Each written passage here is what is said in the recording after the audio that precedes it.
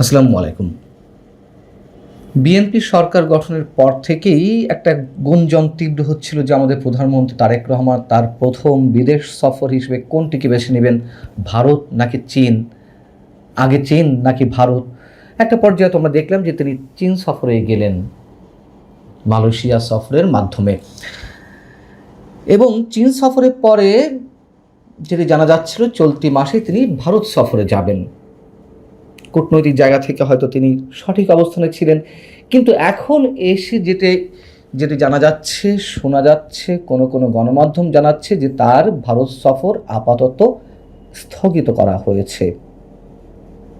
তিনি ভারত সফরে না গিয়ে এই মুহূর্তে তিনি সৌদি আরব, জাপান এবং জাতিসংঘের অধিবেশনে যোগ দিতে নিউ ইয়র্ক সফরের দিকে মনোনিবেশ করছেন। যদি সত্যিই এমন সিদ্ধান্ত নেওয়া হয়ে থাকে, ভারত সফরের বিষয়টি স্থগিত করা হয়ে থাকে, তাহলে আসলে এর পেছনের উদ্দেশ্যগুলো কি, পেছনের কারণগুলো কি, আর আমরা ধরে নেব কি না ভারত বাংলাদেশের মধ্যে সম্পর্কে যে তিক্ততা এই মুহূর্তে অবস্থান করছে সেটি আরও তীব্রতায় পৌঁছাচ্ছে কিনা। আমার দেশ নামে একটি পত্রিকা আছে, অনেকেই জানেন। সেই পত্রিকা বলছে অভ্যন্তরীণ রাজনীতি, জাতীয় স্বার্থ সর্বোপরি ভূ রাজনীতির নতুন সমীকরণ সামনে রেখে আপাতত ভারত সফরে যাচ্ছেন না প্রধানমন্ত্রী তারেক রহমান। এটি আমাদের পররাষ্ট্র মন্ত্রণালয় এবং বিভিন্ন কূটনৈতিক সূত্র থেকে নাকি আমার দেশ জানতে পেরেছে। এখানে বলা হচ্ছে, সীমান্ত হত্যা, বাণিজ্য ঘাটতি, বাংলাদেশের অভ্যন্তরীণ ইস্যুতে ভারতের অযাচিত হস্তক্ষেপ, পানি বন্টন সহ বিভিন্ন স্পর্শকাতর ইস্যু রয়েছে। এ কারণেই প্রধানমন্ত্রীর ভারত সফর একদিকে যেমন গুরুত্বপূর্ণ, অন্যদিকে রাজনৈতিকভাবে স্পর্শকাতর এবং চ্যালেঞ্জিং। প্রথম কথা হচ্ছে, প্রধানমন্ত্রীর ভারত সফর চ্যালেঞ্জিং হবে কেন? যত ধরনের সংকট থাকুক না কেন, বিএনপি সরকার কি আগে ভাগেই ধরে নিয়েছে যে প্রধানমন্ত্রীর সফরের মাধ্যমে দুই দেশের সম্পর্কে যে ইতিবাচক পরিবর্তন আসার আশা করা হচ্ছিল তেমন কিছু ঘটবে না? সম্পর্কের নতুন যাত্রা শুরুর জন্য তো নিঃসন্দেহে দুপক্ষের আলোচনাই প্রথমে হতে হবে, নাকি আমাদের পররাষ্ট্রমন্ত্রী ডক্টর খলিলুর রহমান যে ভারত সফরে গেলেন তার মধ্য দিয়ে তিনি এমন কোনো বার্তা পেয়েছেন যে প্রধানমন্ত্রী ভারত সফর করলেও তাতে ইতিবাচক কোনো পরিবর্তন আসবে না? আমার দেশ নিজে আবার কয়েকটি কারণ তুলে ধরেছে প্রধানমন্ত্রী ভারত সফর স্থগিত করার পেছনে তাদের বিশ্লেষণাত্মক জায়গা থেকে। দেখুন কতটা ভারত বিরোধী মনোভাব না হলে এই ধরনের কারণ তুলে ধরা যায়। কূটনৈতিক যেই মানদণ্ডগুলো রয়েছে দুটি রাষ্ট্রের সম্পর্ক উন্নয়নের ক্ষেত্রে, এগুলো কোনো বাধা হতে পারে কিনা। তারা বলছে, প্রধানমন্ত্রীর চীন সফর নিয়ে দিল্লির বিরূপ মনোভাব প্রকাশ পেয়েছে। প্রধানমন্ত্রী চীন সফর নিয়ে বাংলাদেশ বিরোধী প্রোপাগান্ডা চালানো হয়েছে সেদেশে গণমাধ্যমে। ভারত পুশ ইনের মাধ্যমে সীমান্ত উত্তেজনা তৈরি করেছে। রয়টার্সকে দেওয়া সাক্ষাৎকারে দেশে ফেরার ঘোষণায় শেখ হাসিনাকে দিয়ে তারেক রহমান সরকারকে চাপে ফেলতে চাইছে দিল্লি। 5 নম্বর হচ্ছে, সবশেষ মানবতা বিরোধী অপরাধের দণ্ডিত শেখ হাসিনাকে মাঠে নামিয়ে আবার বাংলাদেশকে অস্থিতিশীল করতে চাইছে দিল্লি। 6 নম্বরে বলছে, ডিসেম্বরের শেষ হচ্ছে বহুল আলোচিত গঙ্গার পানি বন্টন চুক্তি। নতুন চুক্তি না হওয়া পর্যন্ত চুক্তিটি বহাল রাখতে ঢাকার পক্ষ থেকে দিল্লিতে যে অনুরোধ পাঠানো হয়েছে তাতে এখনো পর্যন্ত কোনো সাড়া দেয়নি, এবং প্রধানমন্ত্রী একজন উপদেষ্টাকে দিল্লিতে বিমানবন্দরে হেনস্থা করা হয়েছে। আমি আমার ক্ষুদ্র জ্ঞানের জায়গা থেকে একটা প্রশ্ন করি, এগুলোর কোনোটাই কি আমাদের প্রধানমন্ত্রী ভারত সফরের ক্ষেত্রে বাধা হয়ে দাঁড়াতে পারে?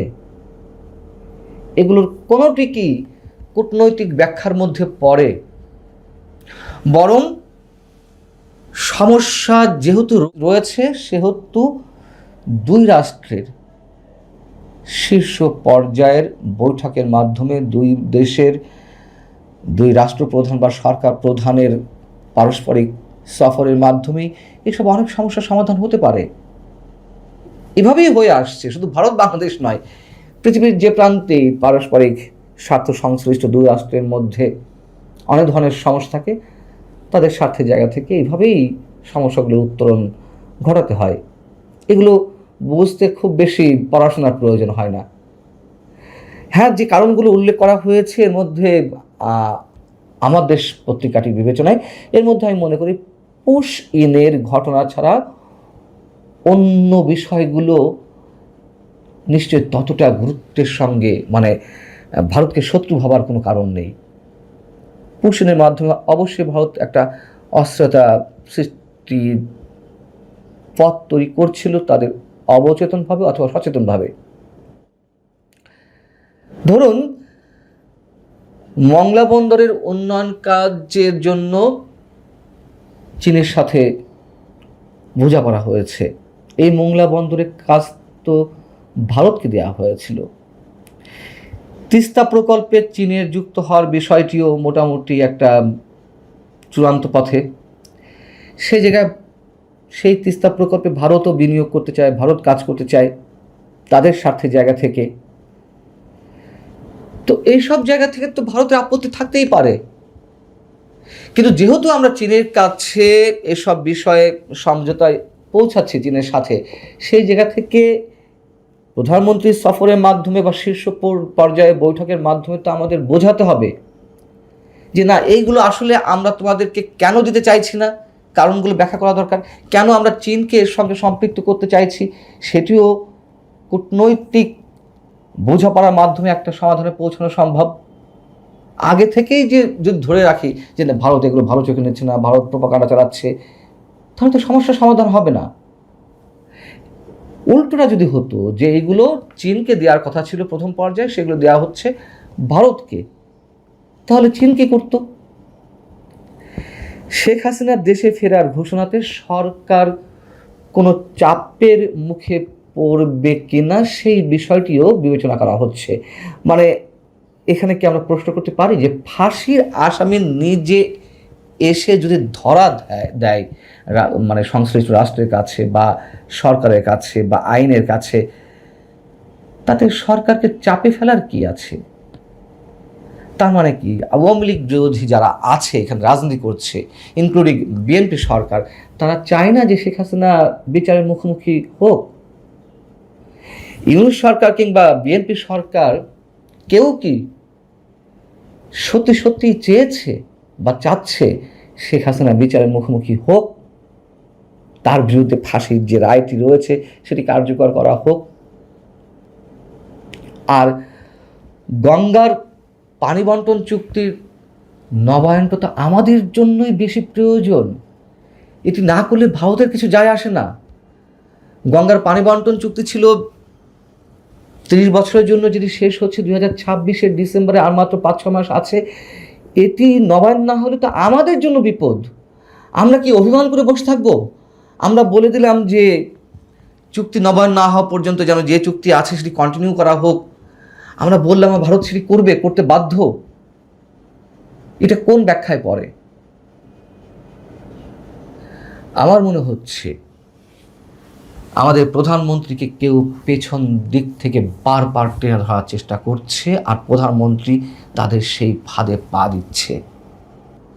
এখন আপনারা কি বলবেন? আমারও একটি এজেন্ডা আছে। আমি কেন ভারত সফরে যাওয়ার জন্য প্রধানমন্ত্রীকে মানে প্রধানমন্ত্রী যে স্থগিত করেছেন ভারত সফরের বিষয়টি কেন করলেন, যাওয়া উচিত, তার মানে আমি ভারতের এজেন্ডা বাস্তবায়ন করছি বলতে পারেন। কিন্তু এটি তো চরম বাস্তবতা যে যেই রাষ্ট্রটি আমাদের প্রতিবেশী রাষ্ট্র, যে রাষ্ট্রের সঙ্গে আমাদের 4000-এরও বেশি কিলোমিটার দৈর্ঘ্যের সীমান্ত রয়েছে, আমাদের দেশকে 3 দিক থেকে ঘিরে আছে, তার সাথে তো আমাদের সম্পর্ক অবশ্যই রাখতে হবে। আমি অবশ্যই বলছি না যে সেই সম্পর্কটি হতে হবে যে কোনো মূল্যে নতজন অবস্থা, নিশ্চয়ই না। উইন উইন সিচুয়েশন থাকতে হবে। তার মানে তো এটি নয় যে আমি বারবার বুড়ো আঙুল দেখাবো। যেমন কথিত বিপ্লবীরা বলে আসছেন ভারত আক্রমণ করতে হবে, 7 সিস্টার্স আক্রমণ করতে হবে।